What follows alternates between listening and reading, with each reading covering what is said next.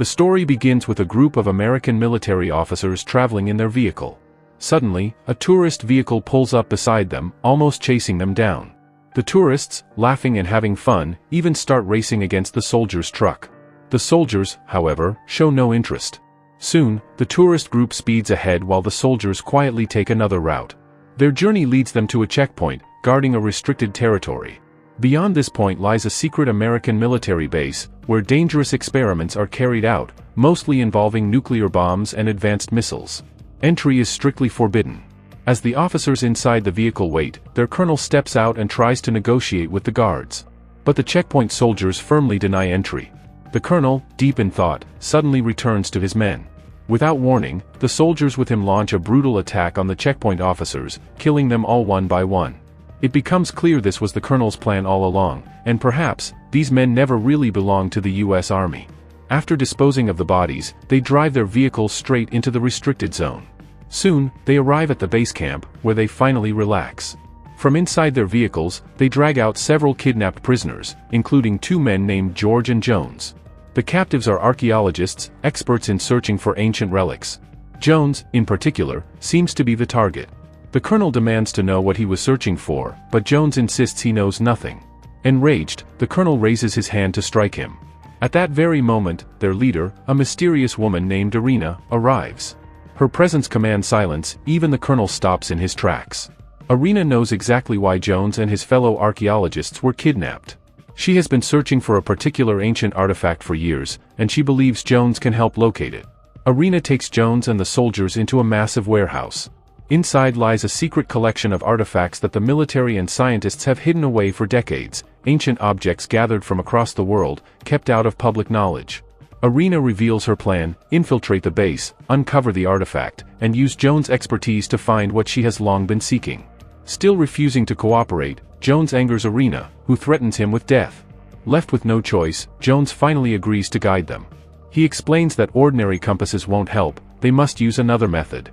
Gathering gunpowder from grenades, he demonstrates how the artifact emits a unique magnetic field that pulls the powder in its direction. The soldiers watch closely as Jones tosses the powder into the air, and sure enough, it drifts toward a single point. Following the trail step by step, repeating the test with more powder, they finally discover a small container. Inside lies the mysterious ancient object Irina has been chasing. When Irina opens it, what she sees leaves her utterly shocked. It was the very object Irina had been searching for all this time. She wanted to take it away without anyone noticing.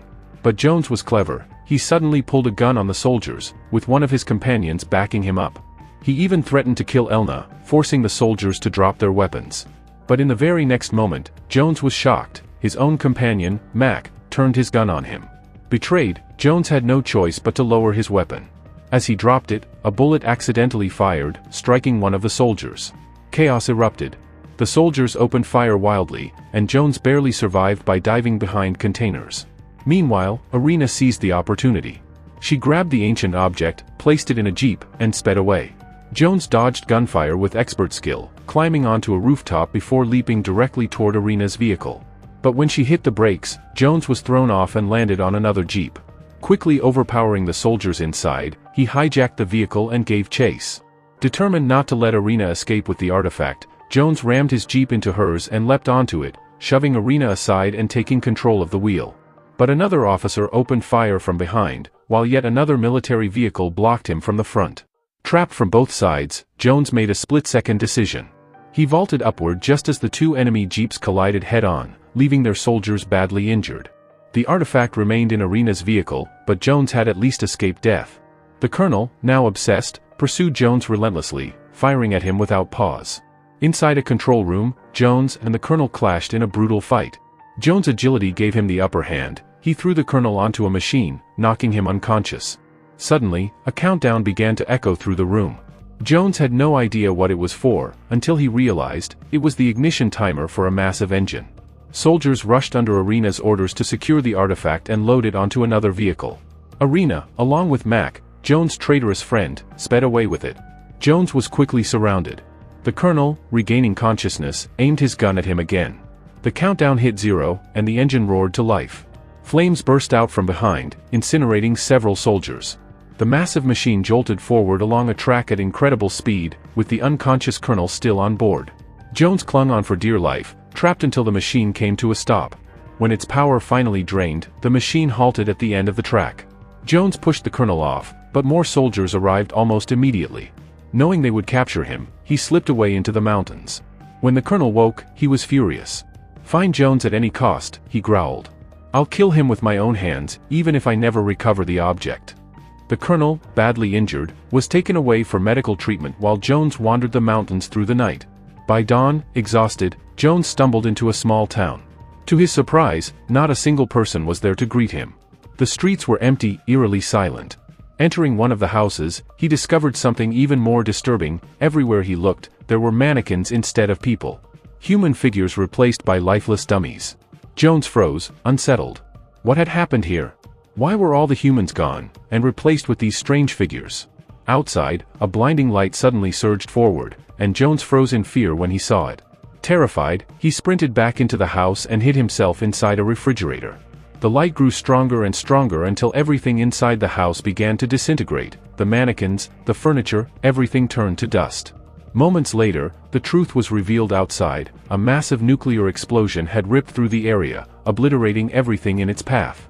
The entire town was wiped out in a single blast. The only reason Jones survived was because he had taken shelter inside the refrigerator. The force of the blast hurled it far away, but it saved his life. Not long after, military forces arrived at the scene. They were stunned to find Jones alive in the aftermath of such devastation. He was quickly rescued and taken to their command center. But the bigger question loomed: how did he survive a nuclear detonation that killed everyone else? Jones was placed in a sealed chamber for decontamination, to remove any trace of radiation, before being interrogated by FBI officers. Still disoriented and confused, he had no answers. Who had triggered a nuclear blast in a deserted town where no enemy was even present? Soon, a general joined the questioning.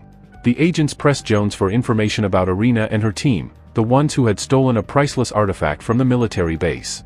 Jones admitted he knew about them, but he had no idea where Irina had taken the relic. Frustrated, the FBI agents tried to push harder, but Jones refused to give up more than he knew. He promised, however, that if given the chance, he could help them in the future. For now, all he wanted was to return to his normal life. The authorities reluctantly let him go. Jones returned to his university, back to teaching his students. For several days, he carried on with his quiet academic life. But one afternoon, the dean of the university visited him with troubling news. The dean explained that FBI agents had come to his office, offering him a large sum of money. They insisted that Jones must join a new expedition, to recover the lost ancient artifact. The relic, they warned, was of immense national importance. If it remained missing, it could damage not only America's cultural legacy but also its economy. At first, Jones refused. But then the dean revealed that his salary had already been paid in advance, and if he returned after this mission, he would be rewarded with a higher position at the university.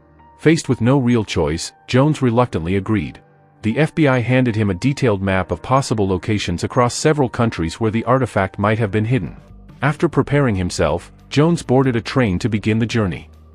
But as the train moved, a young man on a motorcycle was shown riding alongside it. His name was William. Eventually, William spotted Jones through the window, climbed aboard, and approached him. William explained that one of Jones' old colleagues, Dr. Harold, had mysteriously disappeared. His life was in grave danger, and William needed Jones' help to find him. Jones, shocked, listened carefully. Harold wasn't just a colleague, he was a close friend. William revealed that after his own father had died in a war, Dr. Harold had adopted him and raised him like a son. But recently, Harold had gone missing. Before vanishing, however, Harold had sent his wife a letter. Inside it was a map. When Jones looked at the map, his heart nearly stopped. It pointed to a very specific location in the Amazon rainforest. William explained further, Harold had often spoken of a crystal skull, a legendary artifact said to be one of a kind, known only from ancient myths and stories. Jones, still skeptical, told William such things were impossible, nothing more than myths. But William insisted. According to Harold's research, the skull was linked to El Dorado, the legendary lost city of gold hidden deep in the Amazon, said to hold unimaginable treasures. Few believed it existed, but Harold had been close to finding it before he vanished without a trace. Now Jones was faced with a choice: ignore it as fantasy, or join William to uncover the truth and save his friend. William pleaded with him, "We must find El Dorado, and with it, Dr. Harold. After thinking it over for a while, Jones finally agreed to the plan. That meant he was ready to embark on the long and dangerous journey with William to search for the legendary city of gold, El Dorado. But just as they were sitting in a restaurant, Jones noticed two men watching them closely. At first, he thought they were FBI agents. Soon, however, the men pulled out guns and pointed them straight at Jones and William. That's when it became clear, they were working for Irina. She was still keeping tabs on Jones and his team. The agents ordered Jones and William to come with them. With no choice, the two men reluctantly complied. Then, Jones gave William a subtle signal. William suddenly punched one of the men, and instantly, a fight broke out inside the small restaurant. Chaos erupted as more of the agents' group joined in. Seizing the moment, Jones and William managed to escape, jumping onto a motorcycle and speeding away. The agents immediately gave chase in their vehicles. It was impossible to tell how long the pursuit would last, or if the two men would even survive it. Fortunately, William was an expert rider. He weaved through streets so quickly that the cars fell behind. Steering the bike through narrow lanes, he eventually led them into a crowded public park, where driving vehicles at high speed was nearly impossible. Thinking fast, William threw a flag onto one of the agents' windshields, blinding the driver. The car swerved and crashed straight into a statue. That gave William and Jones enough of a chance to escape into a church, disappearing before their enemies could regroup. Eventually, they reached their safe hideout, where they could finally plan their next steps.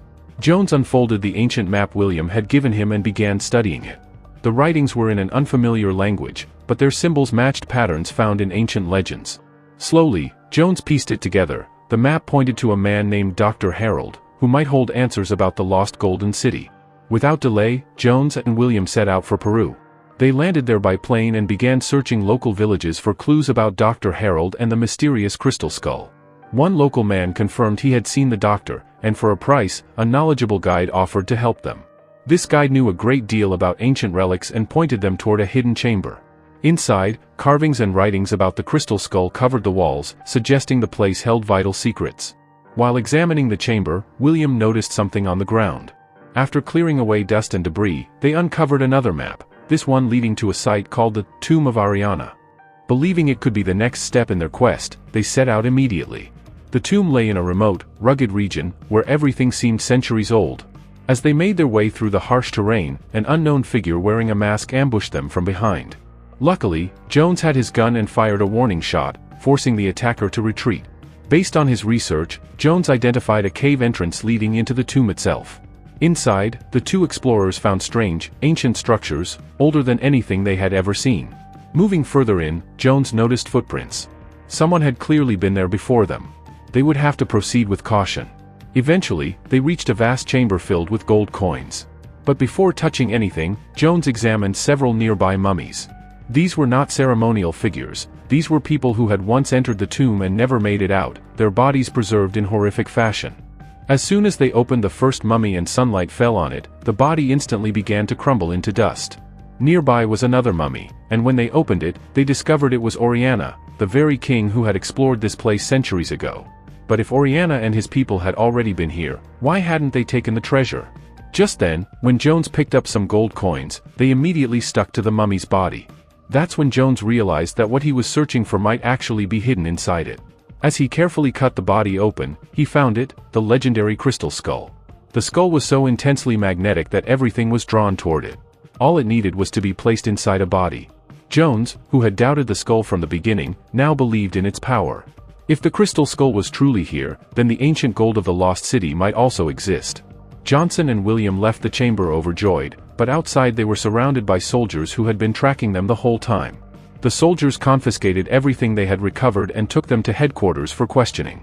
When Jones regained consciousness, he was shocked to see his tour guide, Michael, the same man he had trusted earlier. For a bit of money, Michael had betrayed him by giving all his information to Oriana. Furious, Jones soon came face to face with Oriana herself. Oriana thanked Jones for bringing her the crystal skull. She explained that it was not just what he thought it was part of an extraterrestrial civilization capable of controlling human minds. There were still many secrets within it that hadn't been revealed.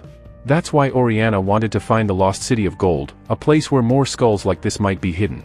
She was convinced that only Jones could lead her there, and she demanded he reveal the location. To prove her point, her people placed the skull before Jones and forced him to stare into its eyes. Doing so, they claimed, would allow him to communicate with the alien civilization and possibly reveal the location of the city. But after only a few moments of eye contact, Jones was overwhelmed with unbearable pain and began screaming. The experiment was halted before it killed him. Next, Oriana brought in an archaeologist named Oxus, who had been living in the area for years. But Oxus offered little useful information. Enraged, Oriana turned on William, ready to kill him, but Jones remained unmoved. Moments later, Oriana revealed another prisoner, a woman named Maria. To Jones' shock, Maria was his ex-girlfriend, and he was stunned to learn that his best friend, Dr. Harold, had married her. For Jones, everything seemed to be spiraling out of control, but he had no idea that their quest for the lost city of gold was about to put them all in mortal danger. He pressed Oxus for answers, but the archaeologist only spoke in riddles. Fortunately, since both men were archaeologists, Jones was able to decode the cryptic clues. He decided not to share his findings with Oriana. Instead, he signaled William, and together with Maria, they attempted to escape. Oriana's soldiers chased after them through the dense forest. In their desperate flight, Jones and Maria fell into a deadly swamp that began pulling them under. They struggled helplessly, unsure what to do, while William managed to rescue his mother from the mire. But when William threw the rope to save Jones, it turned out to be a snake. Somehow, Jones was saved, but soon Oriana and her soldiers surrounded them completely. They were all taken back to the base camp. Now, inside a military van, Jones, William, and Maria were sitting together. Jones revealed a shocking truth to William, that he was not Dr. Harold's son, but Jones' own son. William was stunned and couldn't believe it. At that moment, a soldier tried to silence Maria, but Jones and William seized the opportunity. They attacked the soldier, landing multiple punches on his face, grabbed a knife, and freed themselves. After overpowering the soldiers in the van, they planned to escape. Suddenly, someone appeared with a rocket launcher and fired directly at Oriana's soldiers' base camp. A huge explosion shook the place, catching everyone off guard. Oriana, however, had already taken the crystal of skull and escaped. Jones and his team were now being hunted through the forest. Despite the chaos, Jones managed to catch up to Oriana and snatch the crystal back, escaping with it in his vehicle. But Oriana was relentless. She fought William and cleverly managed to take the crystal once again. Jones and his team chased her. In the middle of the chase, William got caught in a tree vine trap, but he noticed monkeys swinging skillfully through the jungle using vines. Inspired, William copied their technique, swinging forward at full speed. Meanwhile, Oriana and Jones' vehicles were racing dangerously close to the edge of a cliff. A single mistake could have been fatal. Just then, William swung in, grabbed the crystal from Oriana, and returned it to his father. The family was relieved, but their joy was short-lived. Their vehicle crashed into a rock despite Jones hitting the brakes. Oriana, too, nearly crashed but managed to stop her car just in time. Immediately, she pointed her gun at them, demanding the crystal. Suddenly, something unexpected happened. Her hand was bitten by strange ants from a massive ant colony they had disturbed. Within moments, swarms of aggressive ants poured out, attacking everything in their path.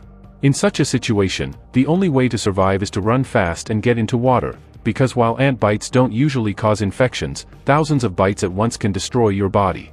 Water is their weakness. Jumping into a river or lake makes them scatter instantly. Jones and his family tried to escape, but many soldiers were not so lucky, devoured alive by the ants. Surprisingly, when Ox, the archaeologist, held the crystal, the ants backed away from him. Using a vehicle, they escaped and finally reached the ancient site they had been searching for, El Dorado. Guided by Ox's long-lost memories, they entered the hidden temple. The local tribes tried to attack them, but upon seeing the crystal, they stopped, recognizing its immense value. Inside the temple, they discovered incredible architecture from an ancient civilization. Traps activated as they moved, forcing them deeper into the temple until they reached its basement. There, they saw golden thrones belonging to aliens, each holding a crystal skull, except one. The missing skull was the very one Jones had. The treasure around them was unimaginable, but before they could react, gunshots echoed. It was none other than Michael and Oriana. They pointed their guns and placed the missing crystal skull onto the alien's body. Shockingly, the alien came alive, thanked them, and reformed with the others. The alien civilization was now complete, and they began to vanish the entire temple. Jones realized the whole place would collapse, so he rushed his family out. Oriana stayed behind, but the aliens read her mind and destroyed her body completely. The treasures and temple vanished into nothingness. Michael, obsessed with treasure, perished as well. Jones and his family barely escaped alive.